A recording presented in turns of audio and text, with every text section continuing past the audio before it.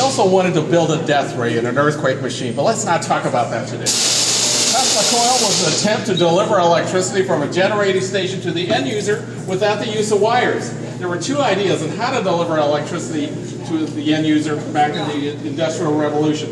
Thomas Edison wanted to use direct current, run wires all over the place, bolt a meter on every single building, and mail you a bill at the end of the month for that electricity.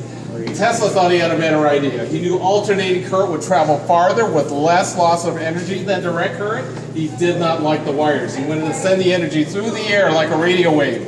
Every building would have a receiver on it and collect that energy for free. He thought electricity should have been shared freely for the benefit of all mankind. His investors had a difference of opinion about all that free giveaway talk. Found out that there was going to be no profit in this and that, well, they all ran for the exits. The Tesla coil does not generate electricity. It's plugged into the wall. It's running off of 117 volts at 60 cycles. There's a spark gap generator and a series of capacitors in the back of the room that increases that to 100,000 cycles. So current is flipping back and forth, positive to negative, 100 times a second.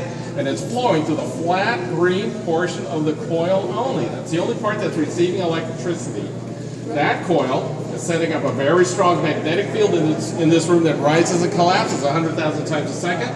That magnetic field excites the electrons in the secondary coil. Those electrons break loose, race up to the ball, and leap off.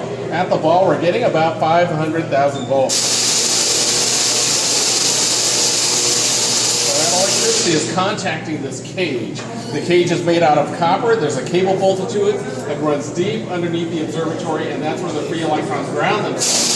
The cage also suppresses that magnetic field and keeps it within this room. Without this cage, anybody with a digital device, a camera, credit card strips, hearing aids, all been wiped clean by it. There's a neon sign in front of the display. It says Tesla coil. It is not connected to anything. It's just sitting there on a shelf, getting its energy wirelessly through the coil.